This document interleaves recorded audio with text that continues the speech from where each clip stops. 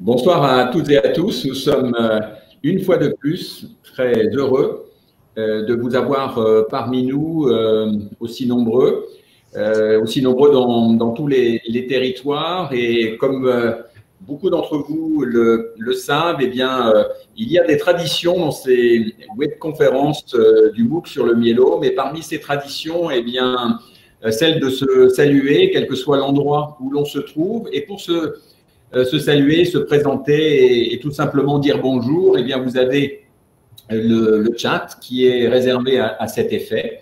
Et je vois que vous nous saluez de Caen, de Paris, de La Rochelle, du Bas-Rhin, de Montpellier, bref, de toute la France. Et c'est vraiment très agréable pour chacun d'entre nous et en particulier pour les intervenants de vous voir aussi nombreux, près d'une centaine de personnes déjà connectés. Voilà, donc vous pouvez utiliser ce chat pour des messages personnels, émettre des avis. Et puis, vous avez un onglet à droite du chat qui est l'onglet questions et que vous pouvez utiliser, s'il vous plaît, pour tout simplement interagir avec nos intervenants de ce soir qui seront bien sûr présentés dans quelques instants.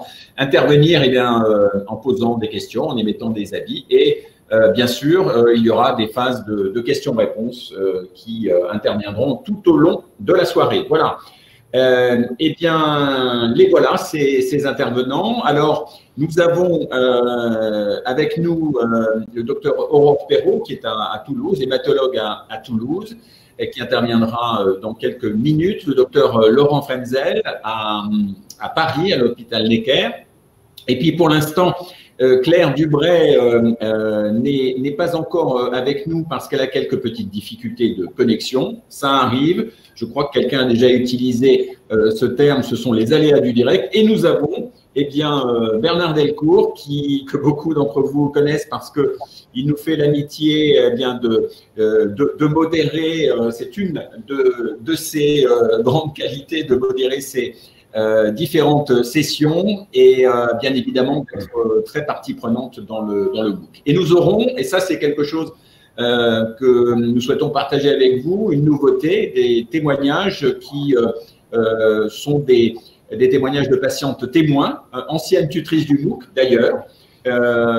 Et j'en profite pour remercier une nouvelle fois les 18 tuteurs du MOOC qui échangent avec vous, qui vous aident, qui vous guident. Eh bien, Hélène et Valentine ont fait partie de l'aventure et font toujours partie de ces personnes qui donnent de leur temps également pour vous aider. Voilà. Alors, sans plus tarder, le sommaire de cette webconférence. Bien sûr, comme chacun le sait, eh bien, les nouvelles de cette session, de ce parcours pédagogique que vous êtes plus de 300 à suivre pendant cette session. Et oui, c'est la 6e. La nouveauté dont je parlais tout à l'heure, et puis ensuite les deux grands thèmes de ce soir. D'abord, les traitements du myélome multiple, voilà, en première line, c'est-à-dire en première ligne, en rechute, mais aussi, Laurent Frenzel l'abordera tout à l'heure, eh bien, un point sur la recherche clinique qui, on le sait, vous intéresse particulièrement. Et puis, bien sûr, et toujours, pendant cette phase de déconfinement, il y a beaucoup de questions sur, non seulement sur les traitements, mais de manière générale. Voilà. Donc, après, avant de se quitter, nous reviendrons sur un certain nombre des discussions des participants qui ont été très riches et que nous vous invitons, eh bien sûr, à poursuivre. Voilà. Quelques rappels en quelques instants avant de passer la parole à Bernard. Eh bien, tout simplement, voilà, c'est, comme vous le savez, ce ne sont pas des consultations médicales, ces webconférences. Elles n'ont qu'une portée générale, bien sûr, et nous vous invitons, vous le savez, pour toute question spécifique à votre situation, à vous adresser à l'équipe médicale qui vous suit. La particularité de ce MOOC et de cette webconférence, c'est qu'elle clôture le deuxième module. Clôturer ce deuxième module sur les traitements, vous avez encore eh bien, un peu de temps jusqu'à jeudi pour eh bien, valider les différentes étapes et commencera le module 3, vivre avec le myélome au quotidien. Voilà, on indique ici le lien, bien sûr. Voilà, je vais passer la parole à Bernard sur les actualités de la 6e session du MOOC. Voilà. Oui, bonsoir à tous.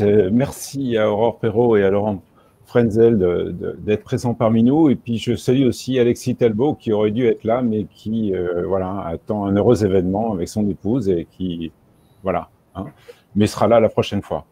Je dirais, on l'a évoqué, Hervé l'a évoqué, on est en période de déconfinement. Déjà, dans la précédente webconf, ça a soulevé des questions de votre part, donc on les a repris, on les abordera aujourd'hui. Merci aussi à tous ceux, vous avez été 70 lors de la première webconf à poser des questions. Hein. Il y en a un certain nombre pour lesquels qu'on a pu traiter, mais il y avait une trentaine de questions qui concernaient les traitements et qu'on a, vous verrez, aujourd'hui resynthétisé sur quelques diapos, hein, afin que vous puissiez obtenir des réponses. Voilà. Vous verrez, je pense que déjà, le professeur Decaux et le docteur Touzeau, la fois dernière, nous ont dit que nous sommes tous des malades uniques. Hein. Voilà, le myélome est multiple, mais nous sommes tous uniques et on verra que de plus en plus, on bénéficie de traitements à la carte. Hein. Hervé l'a déjà évoqué, on a une grande participation pour ce MOOC, c'est peut-être lié à la période particulière qu'on vit. Hein. Les gens souhaitent obtenir des informations, hein, des explications, des commentaires nombreux, toujours de qualité, des tuteurs qui suivent ça, hein, qui se relaient chaque semaine. Voilà. Le MOOC restera ouvert jusqu'au 14 juin. Vous pouvez compter sur nous pour vous accompagner. Je ne prends pas plus de temps et je laisse la parole à... Je pense que c'est Aurore Perrault qui va démarrer. Donc, non, Valentine. Et oui, avant Aurore, eh bien, nous avons un premier témoignage. Alors, c'est un témoignage, et je pense qu'à la fois Valentine et Aurore ont une histoire en commun qu'Aurore Perrault pourra nous conter. Je laisse le suspense tout à l'heure.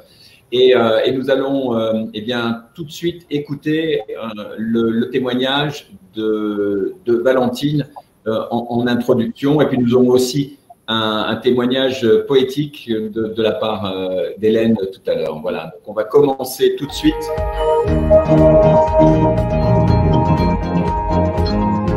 Bonjour à tous, je m'appelle Valentine et c'est avec plaisir que je partagerai avec vous sur cette vidéo mon expérience de l'autogreffe des étapes qui est pour ceux qui peuvent en bénéficier très très importante et qui peut être aussi très très angoissante pour ceux qui ont à la vivre prochainement.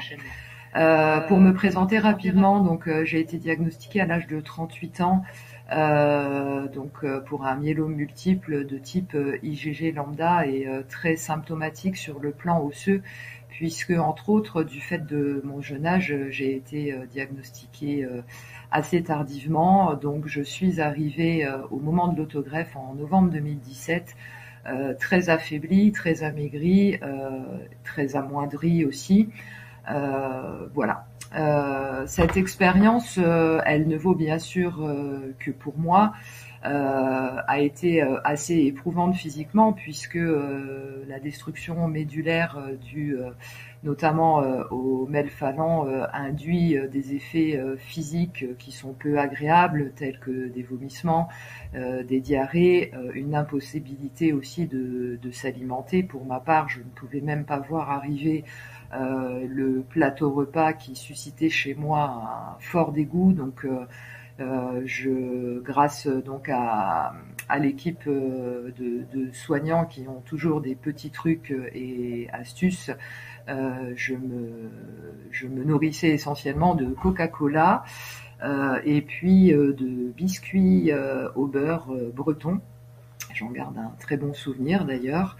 Voilà, cette expérience, oui, est éprouvante sur le plan physique, donc pas de panique si après l'induction du melphalan, vous vous sentez pas bien, vous avez, voilà, c'est les effets dont je viens de vous parler, c'est l'effet de l'aplasie, donc c'est tout à fait normal puisque la moelle osseuse se détruit progressivement. Très rapidement, une fois que la moelle osseuse est détruite, les professionnels vont vous réinjecter donc votre fameuse pochette de cellules souches pour reconstruire la moelle osseuse. Et c'est à ce moment-là que on commence à se sentir progressivement mieux. Pour ma part, moi j'ai fait une petite infection, mais pas de panique non plus, puisque vous êtes de toute façon surveillé comme l'huile sur le feu.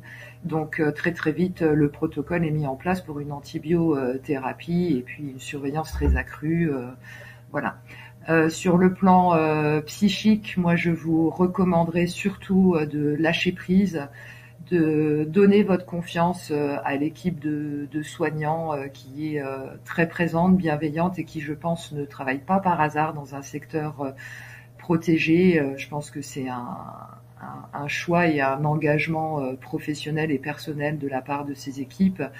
Donc voilà, profitez-en pour surtout vous reposer, laisser aller votre imagination, projeter des choses, vous rappeler des bons souvenirs. C'est une étape aussi où vous pouvez vous reposer, vous être seul dans votre chambre.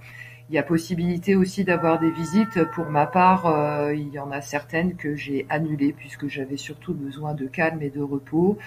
On a toujours le smartphone, la télé qui nous permet aussi d'être en contact avec l'extérieur. Donc voilà, c'est une étape très importante. Ça marque vraiment, ça signifie quelque chose dans le parcours de soins. Donc voilà, je vous recommanderais vraiment d'aborder cette étape avec sérénité, bienveillance envers vous-même, et puis tout ira bien. Voilà. Je vous souhaite surtout de prendre soin de vous en cette période compliquée, si vous devez à traverser des soins ou si vous venez d'apprendre un diagnostic de myélome.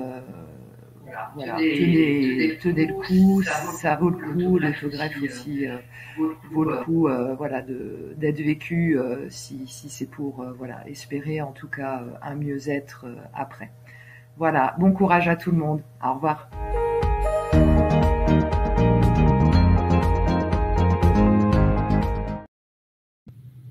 Voilà, merci à Valentine.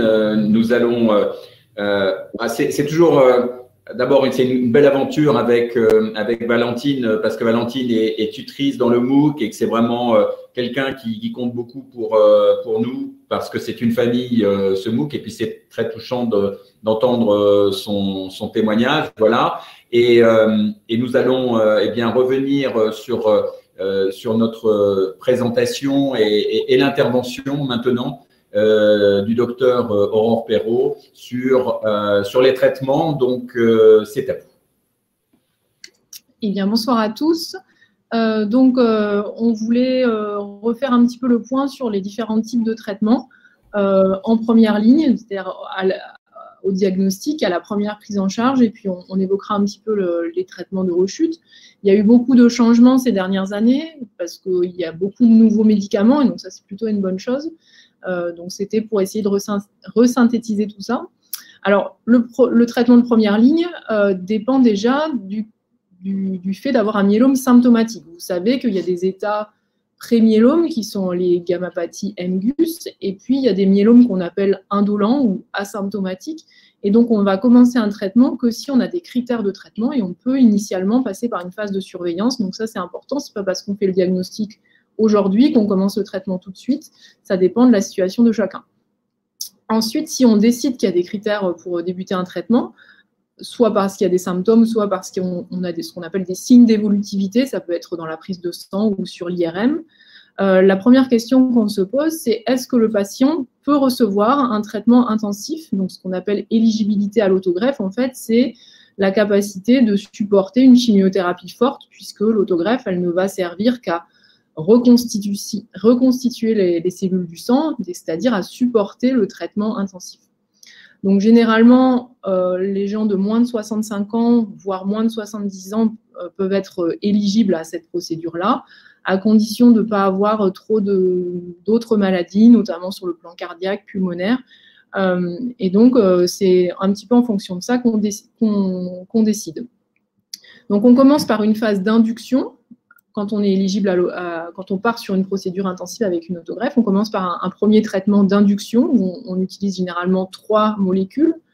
le Velcade ou bortezomib qui s'administre sous la peau, donc dans des schémas soit VTD, VCD, VRD. Alors PAD, c'est aussi le V, le P, c'est aussi du Velcade en fait. Donc c'est le médicament qu'on utilise le plus. Et puis on y associe des traitements en cachet, la thalidomide, plus fréquemment le Revlimid. De temps en temps, l'endoxan, le schéma VCD, c'est avec de l'endoxan, c'est surtout pour les patients qui arrivent avec une insuffisance rénale au départ, éventuellement qui ont besoin d'une dialyse.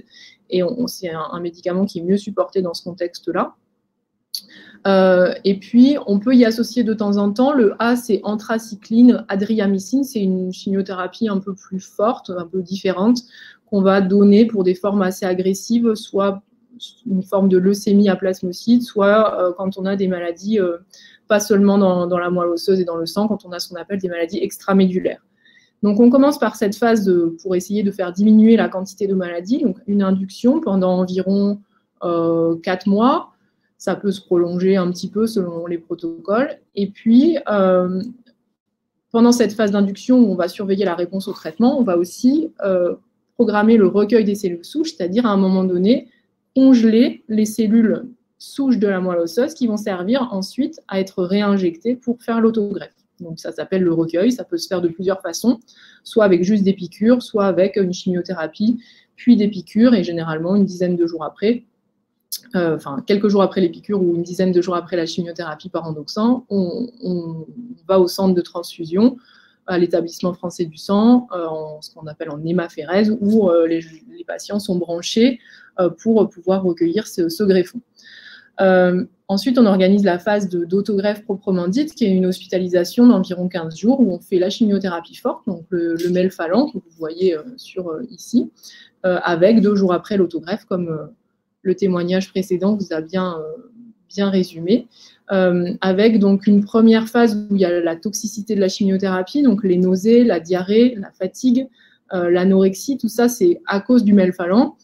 Et ensuite, il y a l'aplasie, qui est aussi la conséquence de la chimiothérapie forte. C'est la période où les globules blancs sont bas, où les cellules souches n'ont pas encore fait leur travail de refabriquer des globules rouges, des globules blancs et des plaquettes.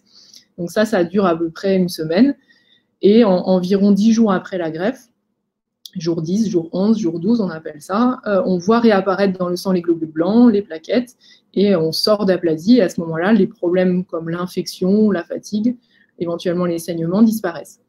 Donc cette phase un peu intensive, elle peut être suivie d'une consolidation. Donc dans ces recommandations européennes, on vous a mis le schéma là sur la diapositive, la consolidation n'est pas systématique. En France, on la fait assez souvent. C'est deux cycles qui sont les mêmes généralement que ceux qui sont faits en induction. Donc, on reprend le traitement à l'hôpital de jour avec le Velcade, avec le Revlimid, par exemple. Dans le contexte, on en parlera après du contexte Covid, mais actuellement, dans le contexte Covid, on a de temps en temps décalé l'autogreffe et fait plutôt une plus longue induction. Au lieu de faire 4 mois, on a pu faire 6 mois pour essayer de retarder un peu l'autogreffe. Ça dépend un peu des services, des régions. Et si on a fait 6 cycles en induction, on ne fait pas forcément la consolidation. Et après ces 3 phases, l'induction, la greffe, la consolidation, le traitement s'allège un peu, mais on continue avec juste des cachets, la maintenance avec l'énalidomide, le Revlimid, que généralement on donne pendant 2 ans, en fonction de la tolérance de chacun, mais on essaye de partir sur un traitement pendant 2 ans.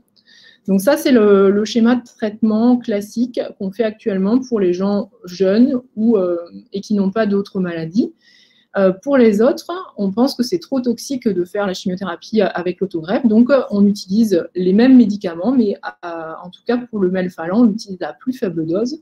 Et donc, on a plusieurs possibilités. Avec le Velcade, on peut associer des traitements chimiothérapie orale, MP, c'est de la chimiothérapie orale avec du Velcade, donc ça se fait aussi à l'hôpital de jour, éventuellement en hospitalisation à domicile. On peut faire un autre schéma avec juste le Revlimid et la dexaméthasone. Et puis, depuis quelques mois, on a commencé à faire l'association des 2 médicaments qui marchent le mieux, donc le Velcade et le Revlimid. Finalement, si vous regardez, c'est un peu comme les gens les plus jeunes, on fait VRD ou RVD ici. Et bien, on peut le faire aussi chez les gens qui ne vont pas avoir un traitement intensif et une autogreffe. Et dans ce cas, on le fait pendant plusieurs mois. Et généralement, on continue ensuite juste par la maintenance avec aussi le Revlimid, mais on saute cette phase d'autogreffe.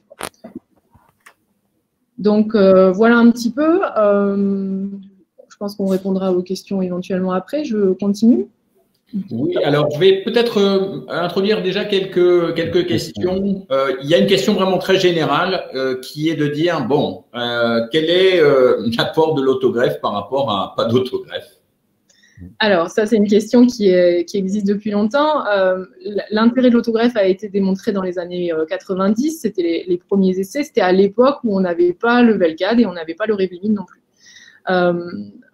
C'était des vieilles chimiothérapies, le VAD, et on faisait l'autogreffe derrière. Donc, il avait été montré que ça marchait beaucoup mieux que de faire juste le melphalan à faible dose, par exemple. Ensuite, il y a 10 ans, il y a eu un essai assez important qui a comparé un schéma Velcade, Revlimid, dexaméthasone, ce qu'on fait en induction ou ce qu'on fait chez les sujets âgés maintenant, pendant 8 mois. Et puis, on continue avec juste le Revlimid.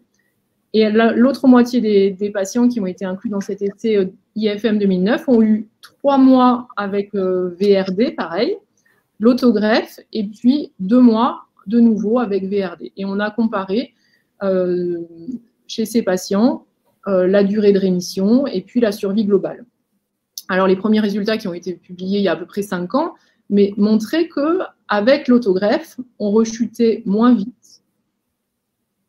Et donc, il y avait une différence de rémission, une rémission qui était prolongée d'environ 1 an, un peu plus d'1 an, quand on faisait l'autogreffe par rapport à juste faire le Velcade, le Revlimid et la cortisone. Donc, c'est pour ça qu'on s'est remis à faire à proposer l'autogreffe au plus grand nombre de personnes qui pouvaient le supporter. Néanmoins, quand on regarde, puisqu'on va parler après des traitements de rechute, avec l'efficacité du traitement de la rechute, pour l'instant, on n'a pas montré de différence en termes de survie globale. C'est-à-dire que si on regarde le temps de survie total, il n'y a pas de différence selon si on fait l'autogreffe dès le premier traitement ou selon si on n'en fait pas ou si on le fait éventuellement à la rechute pour des gens qui rechutent très rapidement. Donc, c'est pas non plus, c'est un peu mieux en termes de durée de rémission. Et pour l'instant, on n'a pas montré de différence de survie. Donc, on continue à le proposer en se disant qu'on aura la plus longue rémission dès la première ligne. Mais si on ne peut pas le faire pour une raison de pathologie pulmonaire ou cardiaque ou autre, et ce n'est pas non plus un drame, les médicaments qu'on a, ils fonctionnent aussi très bien. Très bien, merci beaucoup pour cette réponse. Alors, on a une deuxième question qui revient souvent, qui est effectivement liée à l'âge dans l'entrée dans la maladie et surtout de savoir, et quelqu'un pose cette question, si après 70 ans, eh bien, on peut envisager une autogreffe. Alors, c'est beaucoup plus rare. Normalement, les recommandations, c'est plutôt pour les gens de moins de 70 ans. Il y a quelques centres en France qui ont l'expérience de faire des greffes à plus de 70 ans chez des patients très sélectionnés avec vraiment un bon état général, des gens sportifs qui n'ont pas de problème cardiaque ou pulmonaire, donc ce n'est pas impossible. Maintenant, avec les progrès des nouveaux médicaments, donc le Revlimid, on parlera un petit peu aussi du daratumumab qui va bientôt arriver, être bientôt remboursé dès la première ligne. Avec l'efficacité de ces traitements-là, c'est quand même tellement plus simple de faire ça que de faire des autogreffes que je ne crois pas qu'il y ait encore beaucoup de personnes de plus de 70 ans à qui on ait envie de faire un traitement intensif. Très bien. Certaines personnes font état de 2 autogreffes, par exemple. Quelqu'un nous dit j'ai toujours eu l'impression d'être un extraterrestre. Pourquoi on ne parle jamais qu'une fois qu'on a eu 2 autogreffes et qu'on est jeune, ne peut-on pas proposer une allogreffe? Alors, il y a un petit peu 2 questions. Donc, il y a 2 questions. Le fait de faire 2 autogreffes. C'était une pratique qui existait il y a plus de 10 ans, quand on avait peut-être des médicaments un peu moins efficaces. Donc, on faisait chez les gens les plus jeunes 2 autogreffes à 3 mois d'intervalle. Donc, c'est une procédure un peu lourde. On a montré que ça avait un intérêt surtout pour les gens qui avaient des myélomes plutôt agressifs, dans le sens, par exemple, la cytogénétique. On sait que l'analyse des chromosomes au diagnostic est un facteur pronostic, c'est-à-dire qu'on sait qu'il y a des myélomes plus faciles à traiter que d'autres. Et quand on a des anomalies qui nous font penser que le myélome est plus agressif et qui risque de rechuter plus tôt, on peut proposer, et on le fait encore dans un essai clinique actuel, de faire 2 autogreffes pour des patients jeunes en bon état général qui présentent ces caractéristiques de myélome de haut risque, on appelle ça, pour essayer de retarder la récidive après la première autogreffe. Donc ça, c'est la première chose. La deuxième question par rapport à l'allogreffe, l'allogreffe, c'est pas du tout le même principe. On ne fait pas une chimiothérapie forte qui va tuer les plasmocytes, on fait une chimiothérapie faible qui va permettre de changer le système immunitaire. C'est-à-dire qu'on va prendre le système immunitaire d'un donneur, à la fois les cellules souches, mais aussi les lymphocytes T. Les lymphocytes T, c'est ce qui nous défend contre les virus, les bactéries, mais c'est aussi ce qui nous défend tous les jours normalement contre des cellules cancéreuses qu'on fait tous un peu tous les jours, mais le système immunitaire est censé les éliminer. L'intérêt de l'allogreffe, c'est de changer le système immunitaire en se disant on va mettre un système immunitaire de quelqu'un qui y ressemble, donc soit quelqu'un de la famille, soit un donneur qui y ressemble sur le groupage HLA, en se disant que les lymphocytes T du donneur vont tuer les cellules du myélome. Alors, c'est une procédure qui marche très bien dans les leucémies aiguës, dans d'autres maladies. Dans le myélome, ça fonctionne moins bien, il y a quand même des rechutes, et puis c'est une procédure qui est un peu compliquée avec des complications, ce qu'on appelle la GVH. Donc, ce n'est pas une procédure qu'on fait facilement dans le myélome. On peut le faire dans le cadre d'essais cliniques pour des gens très jeunes qui auraient rechuté vite après une autogreffe, mais ce n'est vraiment pas du tout un standard de traitement. Très bien. Il y a un certain nombre d'autres questions, mais on va, si vous voulez bien, poursuivre votre intervention et on reviendra sur des questions, même si elles concernent, on va dire, d'une certaine manière, le sujet de l'autogreffe. Alors, on voulait, parce qu'il y a eu beaucoup de questions sur quels médicaments étaient autorisés. On sait que les autorisations de médicaments ne sont pas toujours les mêmes au même moment entre les États-Unis et l'Europe, qu'en France, il y a eu des discussions sur les remboursements des médicaments. Donc, on vous a synthétisé ici ce qui était approuvé et puis ce qui est encadré en vert, c'est ce qui est remboursé en France. Donc, ce qui est approuvé en Europe pour les gens à qui on propose une autogreffe en induction, c'est le VTD, donc Velcade thalidomide dexaméthasone. Et puis, depuis très peu de temps, le traitement de maintenance par le Revlimid après l'autogreffe. Le VRD, que vous voyez, n'est pas remboursé en France pour diverses raisons. Alors, vous allez me dire, il y a plein de gens d'entre vous qui ont reçu du VRD. Donc, effectivement, il y a des études qui ont montré que c'était au moins aussi bien que le VTD. Ça n'a jamais été comparé l'un à l'autre complètement, mais on voit que ça donne des résultats au moins aussi bons. Et surtout, c'est beaucoup mieux toléré puisqu'il y a beaucoup moins de neuropathie périphérique. C'est cette toxicité des nerfs qui vous gêne après au niveau des pieds et au niveau des mains. Et donc, comme c'est approuvé et que c'est utilisé aux États-Unis, dans d'autres pays d'Europe, l'IFM, l'intergroupe francophone du myélome, s'est positionné et a établi des recommandations justifiant la prescription, même si on n'a pas de remboursement par la sécurité sociale, ce qui pour l'instant ne pose aucun problème. On ne va pas demander à un patient de payer, il n'y a pas de question là-dessus. Mais nous, ça nous permet d'encadrer les prescriptions et que ça puisse aussi permettre à tous les hôpitaux de le prescrire et pas seulement des grands centres de recherche pour le myélome qui négocieraient plus avec leurs directeurs d'hôpitaux ou avec les agences régionales de santé. Donc, pour les gens jeunes, c'est VRD le plus prescrit, je pense, actuellement. Et puis, a été approuvé au début de cette année l'adjonction du daratumumab au schéma VTD, qui a été montré supérieur à VTD dans l'essai Cassiopée, qui est un large essai qui a inclus beaucoup de patients en France dans les 3-4 dernières années. Et donc ça, on attend le remboursement qui ne devrait plus tarder pour avoir une 4e molécule. Et c'est sûr que si on a VTD-DARA, peut-être qu'on préférera faire VTD-DARA que VRD.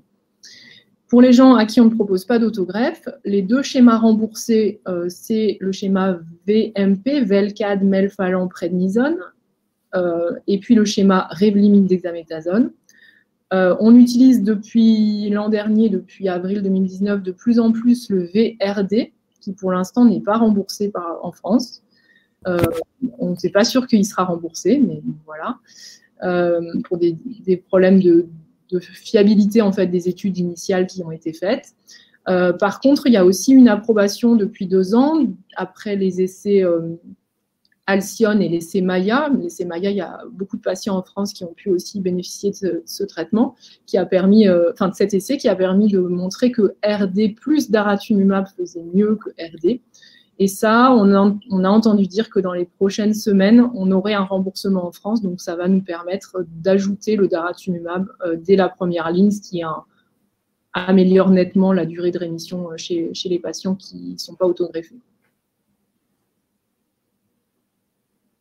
Quelques questions qui sont venues entre-temps. Alors, 2 d'entre elles reviennent sur le melphalan. Compte tenu des effets qui ont d'ailleurs été décrits par Valentine tout à l'heure, y a-t-il d'autres molécules qui soient tout aussi efficaces mais moins agressives? Alors, pour l'instant, il n'y a rien qui a challengé le melphalan haute dose en première ligne, et c'est pour ça qu'on continue à l'utiliser. Après, il y a des pistes, et la recherche continue. Il y a une société pharmaceutique qui a essayé de modifier un petit peu le melphalan pour le rendre moins toxique. Donc, il y a des essais qui sont en cours, mais chez des patients en rechute pour l'instant. Est-ce qu'un jour, ça viendra remplacer le melphalan en forte dose de l'autogreffe? Je ne sais pas. C'est un médicament qui s'appelle le melflufen. On parlera tout à l'heure des carticelles. C'est pas demain, je pense. Enfin, c'est pas tout de suite qu'on va remplacer le melphalan haute dose par les carticelles, mais peut-être que dans quelques années, ce sera différent. Je sais pas. Et puis, on entend dire, alors il y a des essais, notamment un essai italien qui a été montré il y a quelques années, enfin il y a quelques mois dans plusieurs congrès, qui montrait que de remplacer le Velcade par du carfilzomib, qui est un médicament qu'on prescrit en rechute, dans un schéma carfilzomib, Revlimid et dexaméthasone, et éventuellement de rajouter en plus du daratumumab, un anticorps anti-CD38, donnait de tels bons résultats que peut-être un jour on pourrait se passer de nouveau de l'autogreffe. Donc ça, c'est des questions qui sont posées, on n'a pas la réponse pour l'instant. Oui, c'est une des questions qui a été posée, justement, tous les schémas que vous présentez sont des triplettes et un patient qui doit suivre l'actualité dit mais dans d'autres pays, dès à présent, on propose des quadruplettes comme tel que vous venez de présenter. Oui. Voilà, tout à fait. Merci pour ces réponses bien précises. Une question sur le dosage du melphalan d'Emmanuel qui dit alors un dosage 200 mg par mètre carré.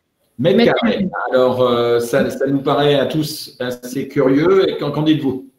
Alors, c'est une façon de estimer en fait la surface corporelle. On peut prescrire les médicaments soit par kilo, soit par mètre carré. Donc, mètre carré, c'est un rapport entre le poids et la taille au carré. Donc, alors on fait tous à peu près entre 1,5 et 2 et quelques mètres carrés, selon si on est grand, costaud, ou si on est plutôt petit et mince. Donc, c'est pour adapter la dose en fait à la situation de chacun et de ne pas surdoser quelqu'un qui a un petit poids ou qui est petit et de ne pas sous-doser quelqu'un qui est très grand. Voilà, ça a été développé comme ça. On pourrait aussi le prescrire par kilo avec un autre dosage, mais c'est juste des habitudes de prescription. Il y a certains médicaments qui se prescrivent par kilo et d'autres par mètre carré.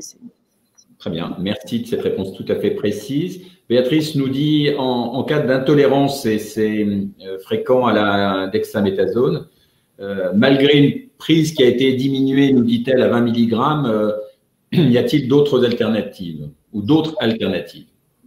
Alors, la dexaméthasone, on sait, c'est un problème concernant sa tolérance. Il y a les effets immédiats, l'insomnie, l'irritabilité, le fait que ça peut donner un peu mal à l'estomac. Donc ça, quand ces effets arrivent, on réduit les doses. Alors, on essaye de ne pas réduire tout de suite parce qu'on sait que ça a quand même une efficacité sur le myélome et que ça marche en synergie avec les autres médicaments. Mais néanmoins, on sait bien qu'au bout d'un moment, c'est plus tolérable. Donc, on baisse les doses.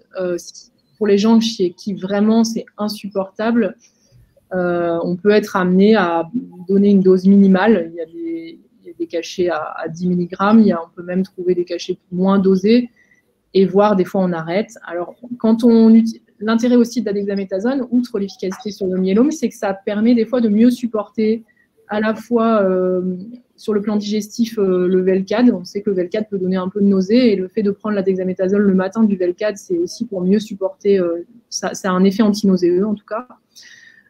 Il y a des gens qui gardent aussi la dexaméthasone parce que ça leur fait du bien sur le plan général et sur des douleurs articulaires autres. Voilà, c'est un peu au cas par cas. Hein. Si on n'a pas d'autres médicaments qui a la même action et qui n'est pas du tout toxique, qui n'a pas du tout d'effet secondaire, donc on adapte la dose à la tolérance et puis à la situation du myélome. C'est sûr qu'un myélome complètement contrôlé, on a moins d'arrière-pensée de la baisser. Alors que si on est en situation de rechute ou de prise en charge initiale, on préfère la laisser au départ pour contrôler plus vite la maladie. Il y a une question aussi qui me semble intéressante, là. Tous les traitements que vous avez présentés comportent un certain nombre de cycles. Un malade là, pose la question de dire si finalement j'atteins au bout de X cycles, mon pic a disparu, est-ce qu'on ne peut pas écourter le nombre de cycles? Voilà, est-ce que c'est possible d'envisager d'écourter les traitements lorsque on répond très bien au traitement et que le pic disparaît plus rapidement que prévu, si je peux m'exprimer ainsi? Oui, ça c'est effectivement une grande question. Jusque-là, comme les résultats dans le myélome n'étaient pas aussi satisfaisants qu'on le voulait, on avait tendance à pas trop diminuer les traitements. Maintenant qu'on a des médicaments de plus en plus efficaces et qu'on peut faire plusieurs lignes, on commence à s'intéresser effectivement à la réponse au traitement et à adapter le traitement à la réponse. Alors, que le pic disparaisse, c'est très bien, c'est un peu le minimum syndical, on va dire. Ça ne veut pas dire que la maladie n'est plus là. Et on a des moyens maintenant beaucoup plus précis de mesurer la maladie que juste le pic. Alors, tant qu'il reste un pic dans le sang, c'est sûr qu'on sait que la maladie est là. Quand il n'y a plus de pic, on commence à pouvoir aller regarder aussi dans la moelle osseuse et voir s'il reste des plasmocytes. On a des techniques plus ou moins précises pour regarder ça. Pour l'instant, on n'adapte pas le traitement à ce qu'on appelle cette maladie résiduelle minime, ou MRD en anglais. Mais l'avenir, c'est ça, c'est d'essayer de regarder les gens qui répondent très vite et très bien et de pouvoir leur proposer un traitement allégé. Et donc, on est en train de travailler sur le futur protocole de l'IFM des sujets jeunes avec Philippe Moreau, Cyril Touzeau et nous aussi à Toulouse, sur cet essai qui va se baser sur la réponse. Alors, en faisant un traitement un peu complet, hein, avec 4 médicaments en induction avant une autogreffe, et de regarder les gens qui n'ont plus de maladie après ces 6 mois de 4 médicaments, le daratumumab ou l'équivalent, le carfilzomib, le Revlimid, la cortisone. Et pour ceux qui n'ont plus de maladie visible en maladie résiduelle avec un seuil, ce qu'on appelle à 10-5, on propose de randomiser, c'est-à-dire de tirer au sort. La moitié des gens recevront la même chose pendant encore quelques mois et l'autre moitié recevront quand même l'autogreffe et de regarder à la fin si finalement on ne peut pas se passer de l'autogreffe chez les gens bons répondeurs. Et à l'opposé, pour ceux qui n'auraient pas bien répondu au traitement après 6 mois, de se dire est-ce que l'autogreffe c'est suffisant ou est-ce qu'on ne peut pas faire mieux? Et c'est là qu'on a les nouveaux médicaments, alors peut-être pas les carticelles, mais des anticorps bispécifiques, des nouveaux traitements qui pourraient être ajoutés et qui pourraient faire mieux que l'autogreffe actuelle chez des patients qui n'auraient pas répondu très vite au traitement. Oui, ça c'est l'avenir. Pour l'instant, on ne le fait pas beaucoup, mais c'est l'avenir de adapter le traitement à la réponse. Parfait. Alors, un certain nombre des questions que nous aborderons tout à l'heure ont trait effectivement aux aspects des essais cliniques, des carticelles, des questions qui seront abordées par Laurent Frenzel. Voilà. Je profite d'un léger intermède, comme vous l'avez probablement découvert, pour parler des sondages. Alors, nous soumettons aujourd'hui trois questions. Alors, quelle est leur vocation? Eh bien, un exemple tout simple, êtes-vous patient? Êtes-vous proche de patients? Ça nous permet de mieux comprendre eh bien, qui vous êtes et la manière dont on peut, le cas échéant, par exemple, répondre plus spécifiquement à des questions de proches. N'hésitez pas, si vous êtes proche, à répondre comme cela nous a été demandé dans le chat, de répondre effectivement pour la personne que vous accompagnez. Des questions viennent sur les rechutes et c'est donc cette transition que nous allons mener et donc passer à la question que vous allez traiter, donc, Dr Perrault, sur le traitement en rechute. Voilà. Alors, le traitement de rechute, jusqu'à présent, pour décider en fait de quel traitement on va utiliser en rechute, on réfléchit en fonction du premier traitement. C'est-à-dire que si on a déjà reçu du Velcade, en premier traitement, on va plutôt changer et donner du Revlimid après, ou en tout cas un traitement à base de Revlimid en ajoutant du daratumumab, du carfilzomib, de l'ixazomib. C'est les 3 possibilités qu'on a en France. C'est la partie en haut à droite. Si par contre, le premier traitement, il a été seulement à base de Revlimid, par exemple, on peut, dans ce cas, changer et utiliser du bortezomib, du Velcade. Alors, soit avant, on faisait 2 médicaments, Velcade dexaméthasone ou carfilzomib dexaméthasone, c'est ce qui est en bleu. Soit maintenant, on fait des triplettes en ajoutant le DARA, donc DARA-VD. C'est celui qui est le plus utilisé parce que VCD, ça fait peut-être un peu moins bien. Et puis le panobinostat, on ne l'utilise pas trop du fait de la toxicité. Ensuite, à partir de la 2e rechute, on peut utiliser le pomalidomide, qui est un peu comme du Revlimid, c'est en comprimé aussi, comme base, avec soit de l'endoxan, soit éventuellement du Velcade, on peut le reprendre. Soit maintenant, on a le cousin du daratumumab, c'est l'isatuximab, l'autre anticorps anti-CD38 qu'on a la possibilité de prescrire aujourd'hui en ATU, une autorisation temporaire d'utilisation, un accord entre les autorités de santé et le laboratoire en attendant qu'il soit commercialisé. Et puis, il y a effectivement la place des essais cliniques. Alors, si on regarde… Oups, je ne voulais pas aller jusque-là, excusez-moi.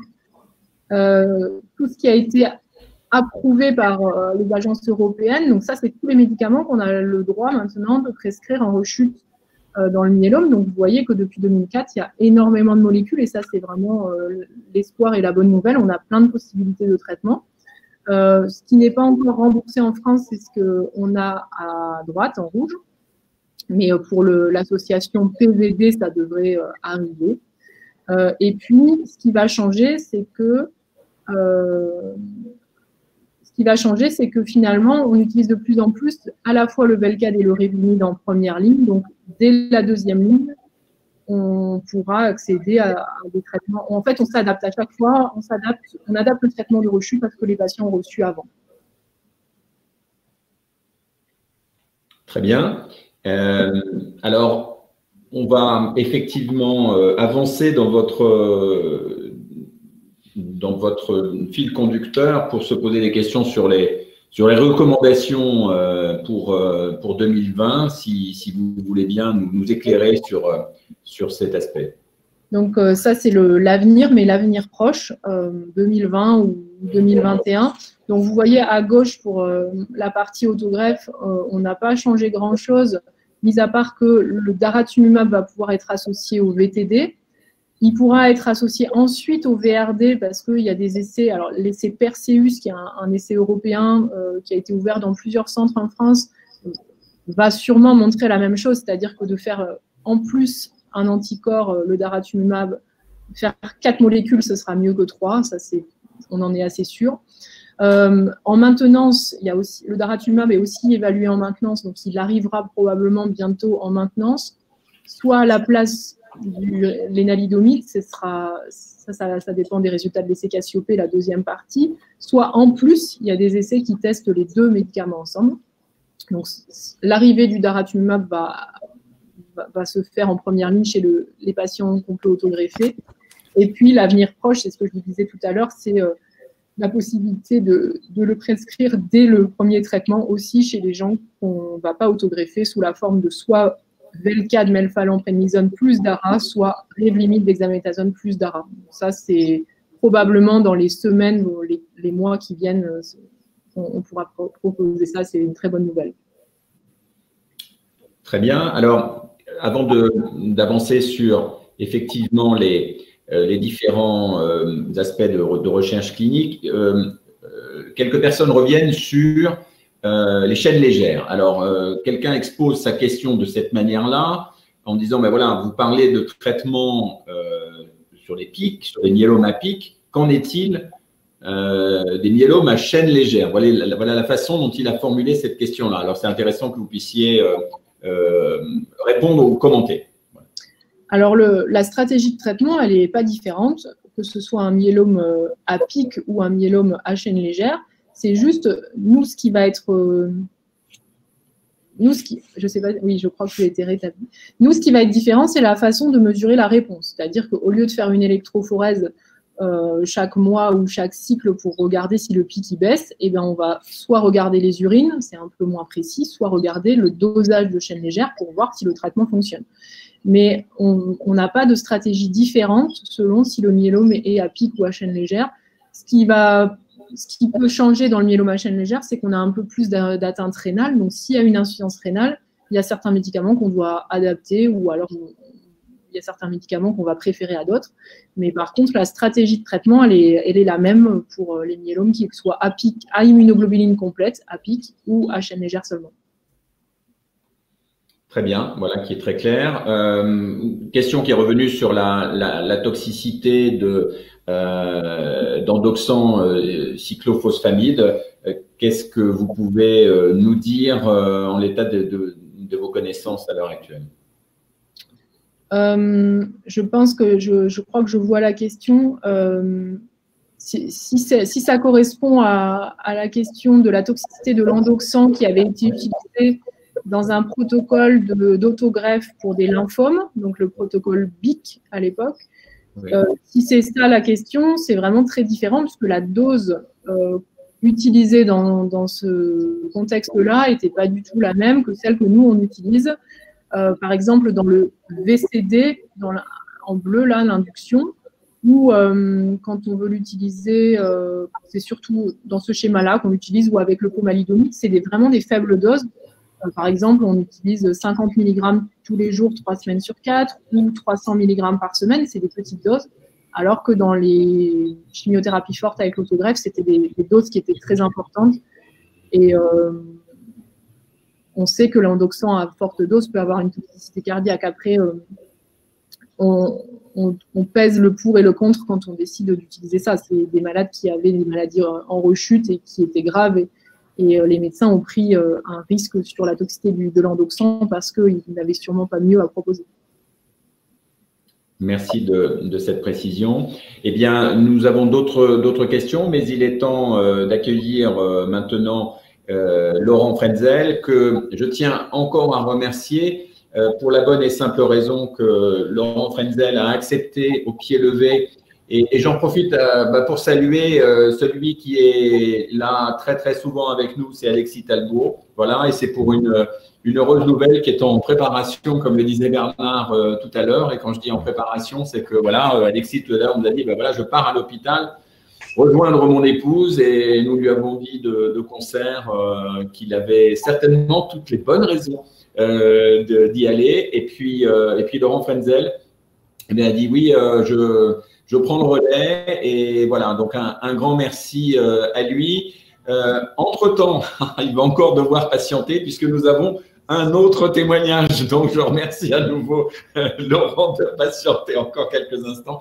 Et ce témoignage, alors c'est un témoignage qui nous tient tous à cœur puisque Hélène Nesty, qui est une malade de myélome, et c'est aussi quelqu'un qui a, vous allez voir, différentes cordes à son arc, qui cette année a pris un peu de retrait par rapport au tutorat, mais qui eh bien, accompagne eh bien, tous les participants au MOOC. Voilà, nous allons dans un instant écouter le témoignage d'Hélène. Voilà.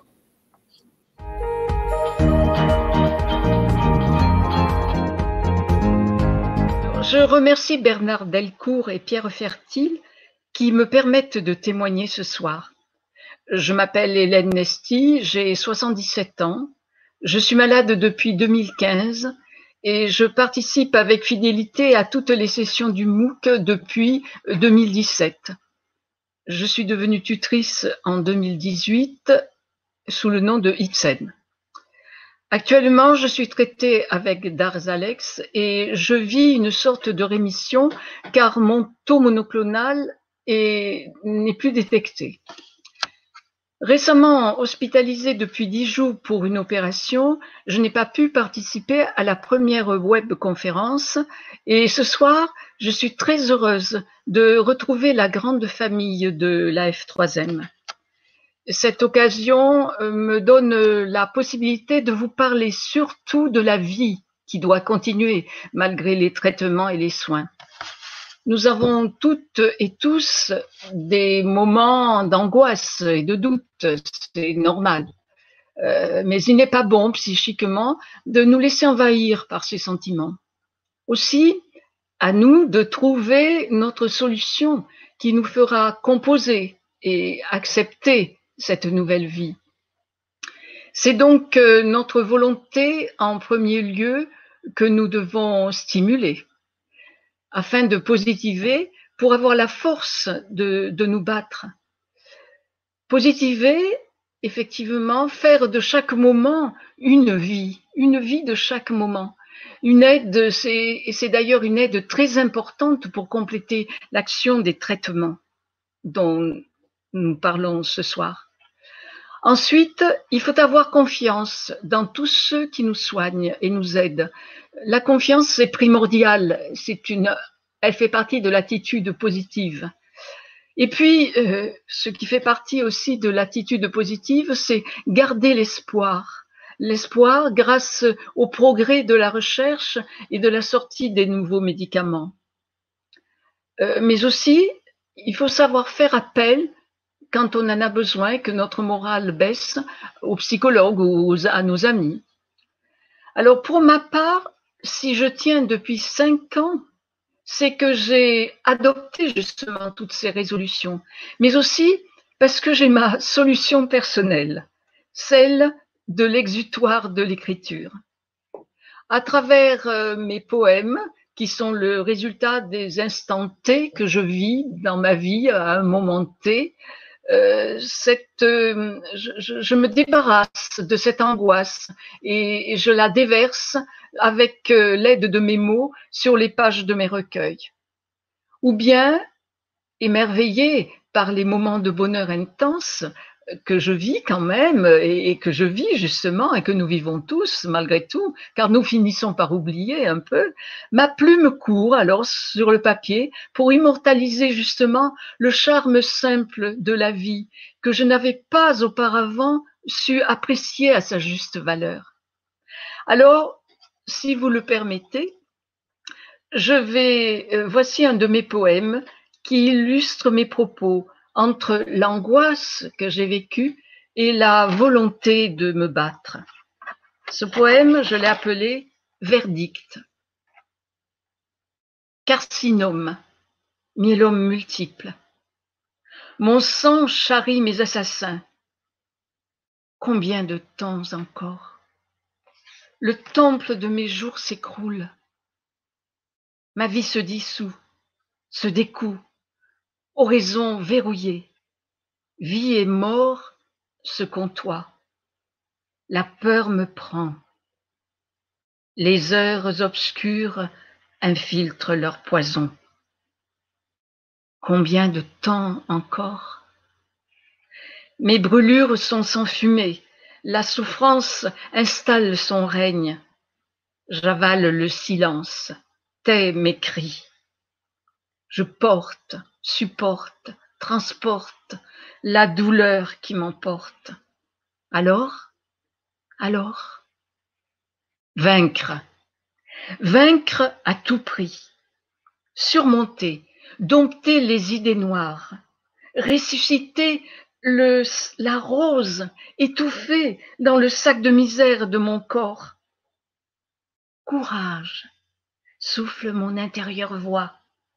Lutte, résiste, combat. Inscris sur ton calendrier tes petites victoires, ton si brûlant désir de vivre.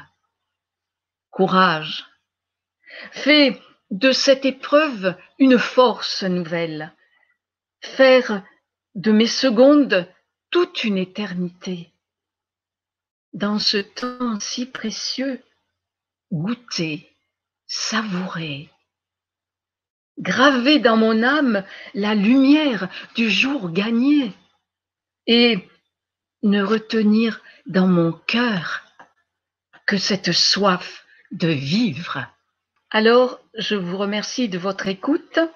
fait ce poème que j'ai vécu entre angoisse et volonté de me battre. Et je vous souhaite à tous et à toutes volonté et courage. Merci.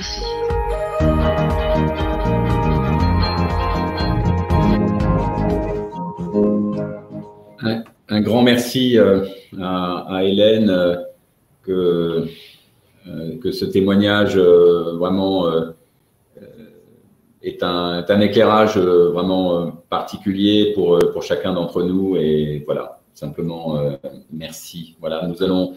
Alors, il est disponible en replay, je sais, en différé. Voilà, vous pourrez prendre le temps tranquillement d'apprécier la poésie d'Hélène. Pour ceux qui, nous le savons, ont quelques difficultés lorsqu'il s'agit de vidéo, parce que ça demande un peu plus de débit et que lorsque la connexion est moyenne, le son peut être saccadé. Voilà. Donc, eh bien, nous allons revenir cette fois-ci à celui qui nous fait l'amabilité à la fois d'être avec nous et d'avoir patienté pour nous parler de l'avenir, d'une certaine manière aussi, dans le prolongement de ce discours, de ce témoignage tout simplement d'Hélène. Voilà, docteur Laurent Frenzel, c'est à vous d'intervenir pour les essais cliniques. Très bien, merci. Bonsoir à tous. Merci de m'avoir invité un peu au dernier moment à discuter un peu avec vous des essais cliniques en cours, et je crois également un tout petit peu des actualités par rapport au Covid. On a surtout une pensée pour Alexis Talbot et son épouse pour ces moments très particuliers, très magiques. Alors, je pense que j'ai repris bien sûr la présentation d'Alexis, mais qui est très très bien. L'idée, c'était pas de vous faire une sorte de catalogue de l'ensemble des protocoles, des études cliniques qui sont en cours. Il y en a énormément. Pour preuve un peu ce que vous a présenté Aurore Perrault juste avant, tout ça en fait, ces fameuses études d'association qu'on propose en première ligne ou en rechute, ça se base bien entendu sur des essais cliniques. Mais tous les essais cliniques n'amènent pas effectivement à des propositions thérapeutiques, parce que dans certains cas, n'ont pas démontré davantage ou un intérêt particulier au fur et à mesure de la maladie. Et puis, ces 2 derniers mois de confinement avec le Covid, vous avez bien rendu compte que les essais cliniques, c'est compliqué. Juste par exemple sur le plaquenil, c'est ce où tout le monde n'est pas d'accord, même au sein de la communauté scientifique. Vraiment, les essais cliniques, c'est quand même relativement compliqué, il y en a beaucoup. On a fait une sélection d'essais cliniques qui peuvent avoir un impact immédiat sur un changement pour vous de les médicaments qu'on pourrait vous proposer ou qu'on vous propose déjà actuellement pour traiter votre maladie. Le premier essai clinique qui a déjà été publié, ou en tout cas présenté, c'est la possibilité d'utiliser le daratumumab, non pas en intraveineux bien sûr, mais en sous-cutané. J'imagine que certains d'entre vous ont déjà pu bénéficier de ce traitement. L'avoir intraveineuse, c'est bien, mais c'est quand même effectivement contraignant. Pourquoi c'est contraignant? Parce que la première injection nécessite quand même une hospitalisation, ou en tout cas de séparer les doses en 2, mais en tout cas 2 jours d'affilée. Les suivantes, qui se donnent quand même 1 fois par semaine, les 2 premiers mois, puis après, en général, c'est tous les 15 jours pendant les 4 mois suivants, puis 1 fois par mois, nécessitent quand même une demi-journée, voire une journée complète d'hospitalisation de jours pour effectivement pouvoir administrer ce type de produit. La possibilité de passer en sous-cutané permettra de réduire cette administration. On passe de quelques heures à 2 à 5 minutes. Donc là, effectivement, c'est beaucoup plus rapide. Moins d'effets secondaires, a priori, en tout cas sur le terme de tolérance et de risque d'allergie. C'est pour ça qu'en fait, on peut l'administrer assez rapidement. Donc c'est vraiment effectivement un passage entre une mode d'administration qui est vraiment très intéressante. Actuellement, dans les essais cliniques qui sont en cours, qui utilisent justement le daratumumab en association avec d'autres molécules, globalement, tous les essais utilisent déjà le daratumumab en sous-cutané. Ça se passe plutôt bien.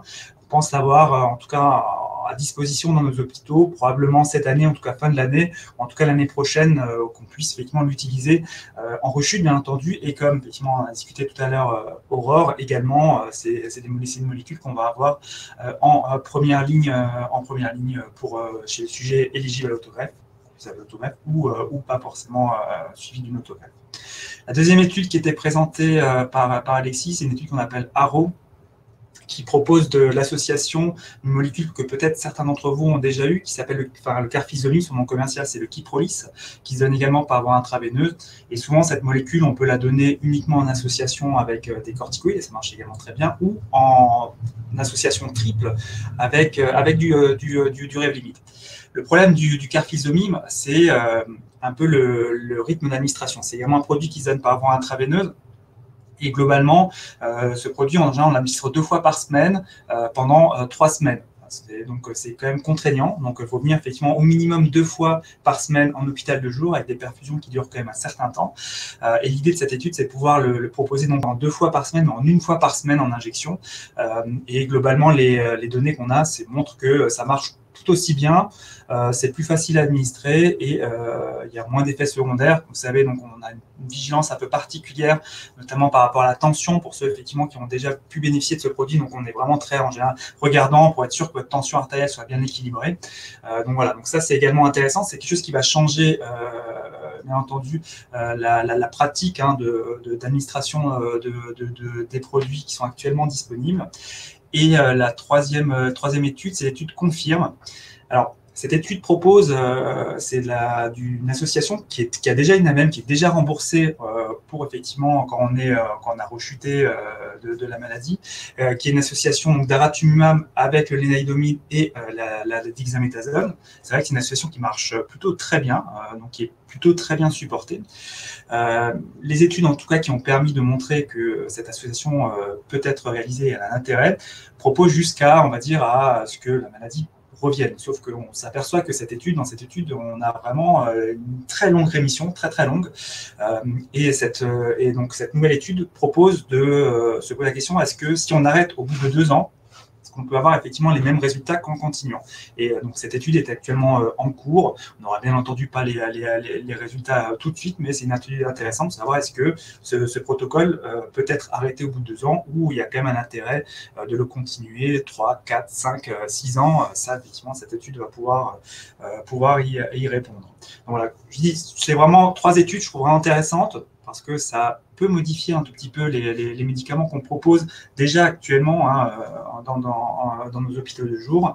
Mais il y en a beaucoup d'autres qui sont en cours, et notamment des autres molécules qui sont peut-être effectivement moins connues ou plus innovatrices.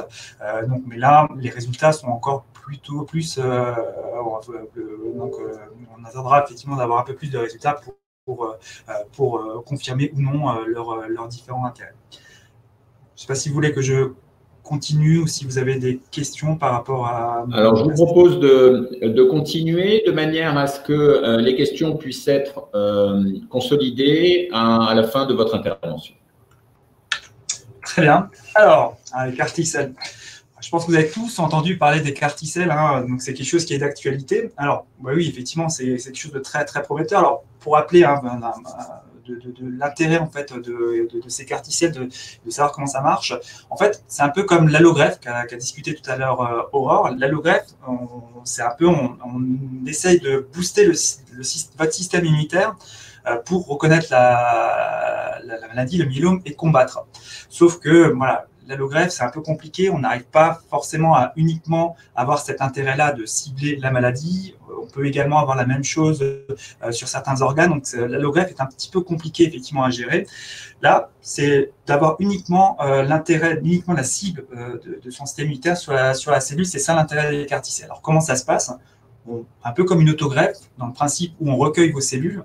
Mais on ne recueille qu'une partie des cellules qui s'appellent les lymphocytes, en fait des cellules immunitaires, et on va essayer de les dresser, entre guillemets, à reconnaître en fait ce qu'on appelle les cellules, les plasmocytes, les cellules de la maladie, pour les détruire. C'est vraiment ça le principe, et pour ça on est obligé de modifier un tout petit peu les lymphocytes T pour changer un petit peu ce qu'on appelle le récepteur de surface pour justement qu'ils aient cette action-là. Donc ça marche plutôt très bien. Différents types de maladies dans lesquelles effectivement on peut les proposer. Ça peut également avoir quelques effets secondaires, notamment un emballement du système immunitaire, un peu comme ce que vous avez entendu parler avec l'aura cytokinique dans le Covid. C'est un peu le même principe. En fait, on peut effectivement un emballement de ces fameux lymphocytes T qui peuvent effectivement sécréter pas mal de choses et faire de la fièvre, qui peut nécessiter un séjour en réanimation, le temps effectivement qu'on puisse contrôler cet orage cytokinique. Et c'est vrai que là, la question aussi, c'est pendant le Covid-19, comme vous avez largement pu effectivement l'entendre, le problème était les places en réanimation. C'est vrai qu'actuellement, on est sur une phase descendante, et tant mieux, mais pour pouvoir effectivement bénéficier de ces CAR-T-cells, il faut avoir en aval toujours la question de la possibilité d'aller en réanimation et la question de ces fameux lits disponibles. Donc pour l'instant, c'est vrai que tous les protocoles de CAR-T-cells sont en suspens, en tout cas le temps effectivement qu'on contrôle correctement cette épidémie du Covid-19 et qu'on puisse effectivement avoir les places en réanimation. Mais c'est vrai que ces CAR-T-cells sont vraiment particulièrement intéressants. En rechute, on a effectivement des données vraiment impressionnantes sur des réponses en rechute. Mais après, comme l'a dit également Aurore tout à l'heure, la question, c'est de savoir positionner peut-être ce type de traitement en première ligne, quand on voit que le traitement d'induction ne fonctionne peut-être pas tout à fait correctement. Donc voilà, donc ça c'est des questions qui sont actuellement en discussion, mais voilà, donc, mais ça va être effectivement le futur. L'autre chose également, dans le même principe que ces fameux CAR-T-cells, c'est d'administrer ce qu'on appelle des anticorps bispécifiques. Alors c'est un peu compliqué. Enfin, il faut imaginer que c'est le même principe.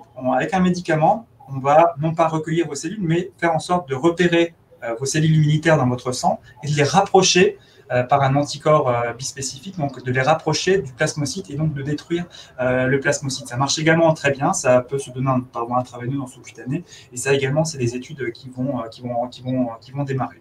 Par ailleurs, il y a également des molécules qu'on peut utiliser maintenant parce qu'on peut faire des demandes d'utilisation un peu particulières qu'on appelle des demandes d'ATU sur des médicaments, notamment qui ciblent l'anti-BCMA. C'est des choses un peu particulières. Il faut imaginer que sur le plasmocyte, il y a plein de marqueurs tout autour et un peu comme le daratumumab, lui, il va cibler ce qu'on appelle le CD38. Après, on peut effectivement imaginer cibler plein d'autres récepteurs sur ce fameux plasmocyte et essayer de le détruire. Molécule qui est intéressante, avec des effets un peu qu'on ne connaît pas trop dans les autres types de traitements avec le myélome, qui est des effets un peu oculaires. C'est pour ça que voilà, si vous pouvez bénéficier de ce type de traitement, on va vous demander de voir l'ophtalmologue très régulièrement, toutes les 3 semaines, parce qu'on sait que ça peut effectivement avoir une toxicité un tout petit peu particulière. Donc voilà, je ne sais pas si… Alors, il y a quelques questions, et d'ailleurs, je remercie Aurore Perrault de répondre également, après être intervenue, elle répond également à un certain nombre de questions qui arrivent concernant effectivement les essais. Alors, je remarque que vous êtes toujours aussi nombreux présents et même si nous prolongeons compte tenu effectivement de ces magnifiques témoignages, compte tenu aussi des nombreuses questions pour lesquelles nous choisissons de prendre le temps. Mais également, nous savons qu'il y a quelques questions résiduelles auxquelles nous ne pourrons pas répondre, mais le MOOC est également là pour cela, puisque bien évidemment, toutes les questions auxquelles nous n'avons pas pu répondre, eh bien, nous y répondrons effectivement par l'intermédiaire des tuteurs dans le MOOC. Donc, n'hésitez pas à poursuivre vos questions dans le MOOC, à poser celles auxquelles nous n'aurions pas pu répondre aujourd'hui. Alors, je sais qu'il y a beaucoup d'attentes également en cette période du Covid. C'est pour ça que il sera important de poser les questions en particulier donc à nos deux intervenants et spécifiquement sur la question du déconfinement. Donc, je profite tout de suite de la présence, bien sûr, de Laurent Frenzel pour aborder quelques-unes de ces questions très pratiques, presque, je dirais, voilà, toutes simples. Ce sont celles-ci. En début de déconfinement, y a-t-il des malades du myélome multiple, compte tenu de tout ce que vous nous avez dit l'un et l'autre, qui doivent être considérés comme plus fragiles vis-à-vis du Covid? Oui, globalement, je pense qu'effectivement, il faut considérer les personnes qui ont un myélome, et d'autant plus sous traitement, un peu plus fragile par rapport au risque du Covid. Alors, fragile, ça veut dire quoi? Alors, moi, je travaille à Paris, donc je suis vraiment dans une zone dite rouge foncé sur la circulation, notamment du coronavirus. Fragile veut dire que oui, il faut prendre certaines précautions, pas trop sortir, mais quand même sortir, parce que voilà, le confinement, c'est quand même compliqué. Mais après, ça va être de respecter les mesures, bien sûr, pour un peu pour tout le monde, c'est-à-dire de bien se laver les mains. Le port de masque, oui, je pense que c'est important, d'autant plus que vous allez dans des magasins, des zones effectivement qui ne sont pas forcément très bien aérées, un peu confinées. Je pense que c'est des choses qui sont importantes à savoir. Donc voilà, masque, lavage de mains dans un premier temps et effectivement limiter en tout cas ces sorties, et notamment limiter en tout cas les visites à des endroits un peu confinés, ce type de voilà, plutôt des situations on va dire générales, mais il faut savoir que voilà, d'autant plus que si vous avez un traitement, je pense qu'il faut être un petit peu plus vigilant par rapport à ce risque-là. Très bien. Donc, un masque, effectivement, ça répondra à cette question, plus les mesures barrières dans le cadre des déplacements. Voilà. Les malades du myélome multiple n'auraient-ils pas intérêt, et ça c'est une question qui revient souvent, à réaliser un test sérologique pour savoir où ils en sont avec le Covid? Alors, les tests sérologiques, c'est également, oui, vous entendez beaucoup parler, hein, donc par rapport effectivement PCR, tests sérologiques. C'est compliqué. Alors déjà, il faut savoir que la technique PCR qui permet de détecter une charge virale, c'est voilà, on peut passer à côté de diagnostic de Covid, c'est pas 100% et de loin pas. En plus, c'est pas du tout agréable. Hein. Je sais pas si parmi vous, il y en a qui ont déjà eu. Hein. On va quand même mettre un gros coton-tige tout au fond du nez et gratter effectivement et revenir. Donc, c'est pas franchement agréable. Et en plus, c'est pas effectivement 100% sûr qu'on ait un diagnostic ou non de Covid. Alors, les tests sérologiques, oui, mais après, voilà. Il faut savoir que ce qu'on appelle une séroconversion, en fait, ça veut dire quoi? Ça veut dire que notre système immunitaire a rencontré un virus, une bactérie, donc l'a combattu et protège par des anticorps, notamment le risque de réinfection, en tout cas de recontamination. Alors, dans le cas du myélome, notamment avec les traitements du myélome, probablement que cette possibilité de séroconversion est probablement un peu moins bonne parce que les traitements vont empêcher qu'elle se fasse, la maladie elle-même. Donc, ce n'est pas très clair sur effectivement l'intérêt ou non de faire ce test sérologique. Et d'autant, voilà, donc je pense que pour l'instant, en tout cas, un test sérologique positif n'est pas également forcément lié à une protection absolue, c'est-à-dire un anticorps neutralisant, une efficacité de cet anticorps pour neutraliser un virus. Donc, je pense que pour l'instant, on est encore un petit peu trop tôt pour pouvoir établir de manière large ces tests sérologiques et se dire, OK, on est positif, notamment si on a une maladie comme le myélome, aucun risque effectivement qu'on soit contaminé. Je pense qu'il faut qu'on reste un petit peu prudent par rapport à ça. Alors, les questions sont venues, je dirais, aussi très pratiques et je pense que vous avez d'une manière ou d'une autre répondu à cela par rapport au télétravail. Est-il vraiment, probablement, en cas de maintenance, par exemple, rêve limite, quelqu'un nous dit, pensez-vous que le télétravail soit conseillé? Vous allez dire… Ouais, c'est difficile. Je pense que ça dépend vraiment. Chaque cas est différent. Je pense que voilà, donc on ne peut pas généraliser sur effectivement un traitement et la possibilité ou non de continuer le travail. Ça dépend effectivement déjà comment vous allez, dans quelle forme vous êtes. Est-ce que vous avez d'autres problèmes de santé, des problèmes pulmonaires, un diabète, ce genre de choses. Je pense que vraiment chaque cas est en fait différent. Maintenant, si voilà, donc vous êtes un peu fragile, c'est mieux effectivement de privilégier quand même le télétravail, ou également donc sur l'autre question que je vois effectivement sur le dernier point de la diapo, la quatrième, de pouvoir éventuellement bénéficier de traitements à domicile. Hein. Je pense que voilà. Ça va dépendre aussi des possibilités de votre région, de votre département par rapport à ça. Voilà, bon exemple, en tout cas nous à Paris, en tout cas à Necker, c'est quelque chose qu'on a largement répandu, le traitement à domicile, hein, donc par le système d'hospitalisation à domicile, et ça se passe maintenant plutôt très bien. Très bien, parfait. Alors, question qui est venue également dans le cadre du MOOC.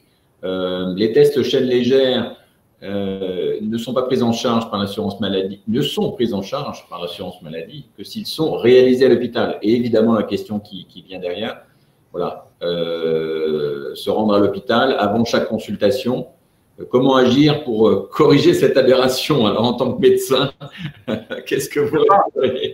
C'est compliqué, on ne peut pas pour l'instant, on sait très bien, et c'est un problème. Hein, c'est un problème, c'est vrai que pour effectivement, les myélomes, qu'on peut, comme l'a dit tout à l'heure Aurore, détecter uniquement sur des chaînes légères, il y a d'autres maladies qu'on appelle également l'amylose AL, qui se ressemblent un petit peu, où le marqueur principal, ce sont ces fameuses chaînes légères libres sériques.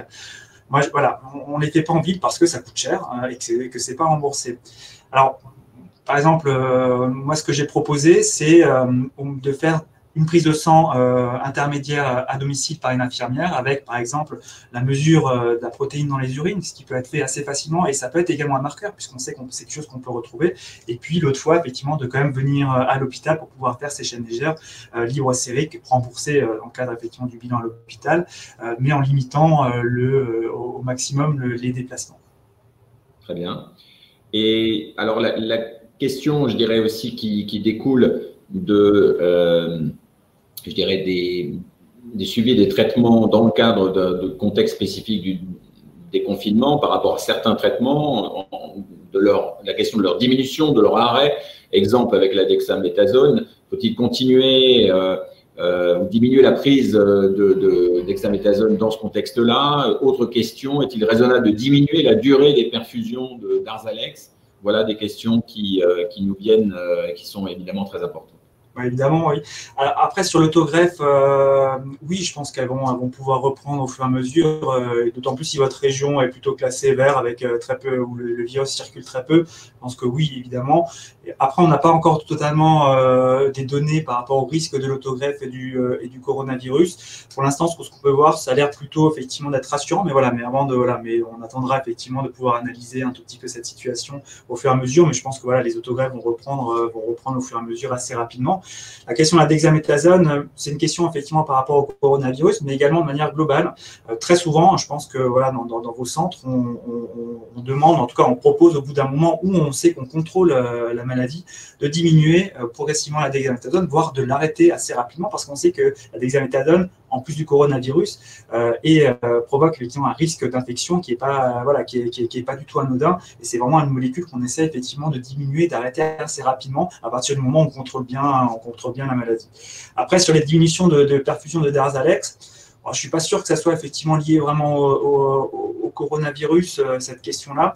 C'est une question surtout pratique, pour effectivement qu'on puisse effectivement bénéficier tous d'un hôpital de jour, voilà, le plus rapidement. Donc c'est plutôt par rapport à ça. Je ne pense pas qu'il y a en tout cas un intérêt direct par rapport au coronavirus. Ou si la question c'était de limiter votre temps de passage à l'hôpital pour limiter peut-être le risque d'être infecté, en sachant que voilà, les hôpitaux sont quand même en général vraiment bien préparés, d'autant plus les services d'hématologie. Globalement, on est très vigilant par rapport à ce risque infectieux. Je pense que non, il n'y a pas vraiment d'intérêt, en tout cas pour limiter le risque de contamination au coronavirus. Alors, voilà, nous sommes bien ensemble, mais voilà, il est bientôt 19h15, beaucoup de questions encore. On va en prendre peut-être encore une ou deux avant de se séparer. Je vois que le relais est pris par Aurore Perrault qui répond à beaucoup de questions. Voilà. Peut-être souhaitez-vous, Aurore, nous donner quelques messages clés. C'est peut-être comme ça que nous pourrons, avec encore une ou deux questions, au vu de ces échanges, l'un et l'autre, quels seraient les mots que vous souhaiteriez partager avec notre auditoire ce soir? Aurore? Merci. Écoutez, moi je voudrais insister sur quand même l'espoir avec tous les nouveaux traitements qu'on a à notre disposition. Essayer de rassurer, je sais que tout le monde est très inquiet en ce moment avec le Covid et comme l'a dit Laurent, on est préparé dans les hôpitaux, on s'est adapté pour essayer de faire au mieux, à la fois faire des téléconsultations quand c'est possible. À l'hôpital de jour, on prend les précautions pour que quand les gens viennent, il y ait le moins de risques possible. On a aussi valorisé de plus en plus l'hospitalisation à domicile, même dès le premier jour, alors que d'habitude, on faisait le jour 1 à l'hôpital et la suite seulement en HAD. Voilà, je voulais surtout dire ça. Et puis, les choses sont très différentes d'une région à l'autre. Le Nord-Est, la région parisienne ont été très impactés et c'était logique qu'ils arrêtent les autogreffes. Par exemple, nous, on ne les a pas complètement arrêtés. On a sélectionné certains patients, on a décalé certaines. Je crois qu'il ne faut pas non plus faire de généralité de tout ce qu'on vous dit, de tout ce qu'on donne comme consigne générale et que le mieux, c'est de discuter aussi avec votre hématologue de votre cas particulier pour des questions très précises. Merci beaucoup. Laurent Frenzel, c'est à vous de nous donner vos quelques Mot de conclusion? Alors, je remets le micro. Voilà. Ça y est, le voilà. Hop. Ah, que s'est-il passé? Ah, le mystère est entier. Alors, dans l'attente de le réactiver, ça va être tout simplement, je vais demander à notre témoin de ce soir, Bernard Delcourt, pendant que nous allons réactiver le micro de Laurent Frenzel, de bien vouloir, lui, nous donner son sentiment et peut-être un message avant de nous quitter ce soir. Écoutez, d'abord, je voudrais remercier nos deux intervenants. Ces webconf sont toujours très intéressantes. Moi-même, j'apprends à chaque fois des choses. Hein. Je fais partie maintenant des gens qui ont dépassé la garantie décennale avec un myélome et je suis vraiment toujours surpris par la multitude de solutions qui sont possibles pour nous traiter en cas de rechute. Et je voudrais m'appuyer sur ce qu'a dit Hélène et ce que Aurore vient de nous dire. C'est voilà, faisons confiance aux équipes médicales qui nous suivent.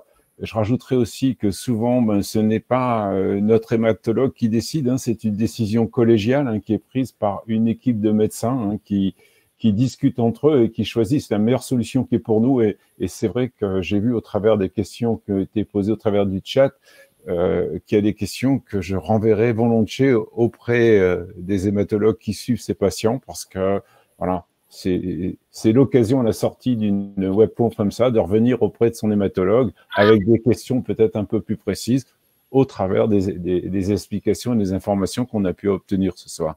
Merci encore et puis merci aux plus de 130 participants à cette nouvelle webconf pour leur présence ce soir. Parfait. Alors peut-être pour Laurent, je ne sais pas si d'une manière ou d'une autre vous avez le curseur sur le micro. On essaye de… Non, il n'y est pas. Est-ce que vous pouvez essayer… Alors, personne ne va plus toucher à rien, de cliquer sur le micro. Non, il va essayer peut-être la dernière fois. Et sinon, on va essayer de lire sur ses lèvres.